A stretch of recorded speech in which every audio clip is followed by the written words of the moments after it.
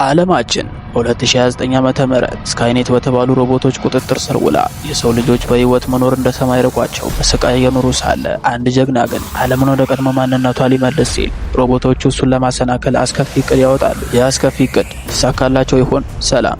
በዛሬው የፊልም ቅኝታችን የምንመለከተው ሆሊውድ አለኝ ከሚላቸው አክሽን ፊልሞች አንዱ ተርሚኔተር የሚባለውን ፊልም ሲሆን ለቤቱ አዲስ ከሆናችሁ ቪዲዮውን ላይክ እና ቻናሉን ሰብስክራይብ በማድረግ በታማኝነት ቪዲዮውን እንጀምር። ታሪኩ የሚጀምረው በ2029 ዓ.ም ከወደፊቱ ዓለም ላይ ነው። በሰው ሰራሽ አስተሳሰብና ሮቦቶች ዓለም በቁጥጥር ስር ወድቃለች። የሰው ልጆች ከማሽኖች ጋር በሚያደርጉት የመጨረሻው ትግል ላይ ያለ ማሽኖቹ አንድ አስከፊ እቅድ ያወጣሉ። የሰው ልጅ ነጻነት ተጋድሎ የሚመራውን ጆን ኮነርስ ገና ሳይወለድ ለማጥፋት አንድ ገዳይ ሮቦት ወደ ኋላ ወደ 1984 ዓ.ም በጉዞ ማሽን ይልኩታል። በ1984 ዓ.ም ሎስ አንጀለስ ምሽት በኤሌክትሪክ ብልጭታ የታጀበ እንግዳ ክስተት ይፈጠራል። ይህም ቲ800 የተባለውን ተርሚኔተር እርቃኑን ብቅ ብሎ ይታያል። ይህ ማሽን በሰው ቆዳ የተሸፈነ እጅጉን ስሜት የሌለውና ዓላማው መግደል ብቻ የሆነ ነው። ከጥቂት ደቂቃዎች በኋላ ደግሞ ካይል ሬዝ የተባለ የሰው ልጅ ተዋጊ በተመሳሳይ ሁኔታ ይመጣል። ሁለቱም ሰውና ማሽን የተላኩት አንዲትን ሴት ለማዳን ነው። ሳራ ኮነር ትባላለች። የወደፊቱ የጆን ኮነር እናት ስትሆን ሮቦቱም እሱንና መሰሎቹን እንዳያጠፋቸው ቀድሞ ሳይወለድ እናቱን ሊገድል ነው የተላከው። በሌላ በኩል ካይል ገና ከመምጣቱ ችግር ውስጥ የገባ ይመስላል። ፖሊሶች እሱን ማሳደድ ቢጀምሩም ካይል ግን እንደምንም ብሎ ለማምለጥ ቻለ። ተርሚኔተሩ ከስልክ ማውጫ መዝገብ ላይ በመጠቀም ሳራ የሚል ስም ያላቸውን ሴቶች በሙሉ አንድ በአንድ እየዞረ መግደል ይጀምራል። በተመሳሳይ ሁኔታ ካይልም ሳራን ከስልክ መዝገብ ላይ የእሷን ስም እየፈለገ ይገኛል። ነገር ግን እሷን ለማዳን ነበር የሚፈልገው። እውነተኛዋ ሳራ ኮነር ግን የሆቴል አስተናጋጅ ናት። ካይል እሷን ለመጠበቅ በድብቅ ይከታተላት ነበር። በሰላም ስራዋን እየሰራች ትገኛለች። በሌላ በኩል ካይል አንድ ቦታ ተደብቆ በተቀመጠበት እያለ በሀሳብ ወደኋላ የወደፊቱን ዓለም ከሮቦቶች ጋር ያደረጉትን ጦርነት በሀሳብ ሲቃኝ ያሳየናል። ቶሎ ግን ከተኛበት ይባንናል። አንድ ቀን ተርሚኔተሩ በአንድ ምሽት ክለብ ውስጥ ሳራ በሷ ተመሳሳይ ስም የተገደሉትን ሰዎች በዜና በማየቷ ትረበሻለች።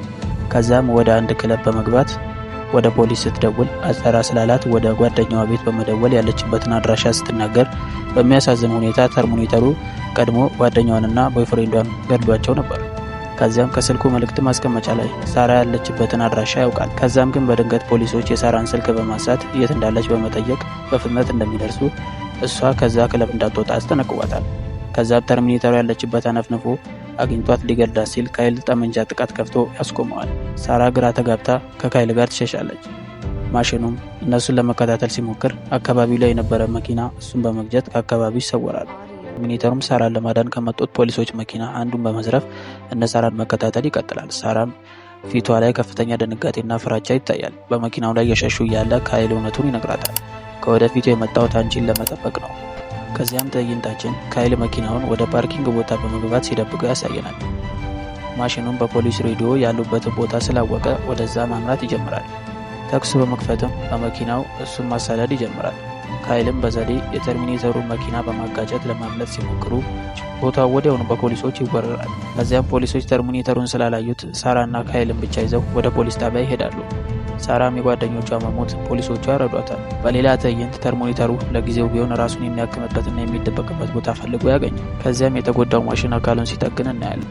በሌላ በኩል ፖሊስ ጣቢያ ውስጥ ካይል በፖሊሶች ጥያቄ ሲፋጠጥ ያሳየናል። ከዚያም በድንገት ማሽኑ ወደ ጣቢያው በመምጣት ፖሊሶችን መጨፍጨፍና ሳራን ለመፈለግ ይጀምራል። ከዚያም ካይል ይህንን አጋጣሚ በመጠቀም መርማሪውን በመዘረር ሳራን ለማዳን ያመጣል። ካይልም እንደ እድል ሆኖ ሳራ ከተደበቀችበት ሳትገደል በማግኘት በመኪና ይዟት ያመጣል። ከዚያም ትዕይንታችን የነ ካይል መኪና በድንገት መሃል መንገድ ላይ ቀጥ ሲል ያሳየናል። ከዚያም ካይል ከሳራ ጋር መኪናውን ከእይታ ይሰውሩታል። ከዚያም በጫካ ውስጥ ለማደር ይገደዳሉ። በመሃልም ሳራ የካይልን ቁስል እያከመች ስለ ራሳቸው ተቀራርበው ማውራት ይጀምራሉ። ከዚያም ትዕይንታችን ወደ ተርሚኔተሩ ይወስደናል። ማሽኑ የሳራን እናት አድራሻ ከማስታወሻዋ ላይ ሲያገኝ ያሳየናል። ከዛም እናቷ ቤት በመሄድ የእናቷን ድምፅ በማስመሰል አድራሻዋን ትነግረዋለች። ማሽኑን ጊዜ ሳያጠፋ በሞተር ወደ እነ ሳራ ሲሄድ ያሳየናል። በሌላ በኩል ሳራና ካይል ቅለጥ ያለ ፍቅር ውስጥ ገብተው አርፌና ክር ሲሆኑ ያሳየናል።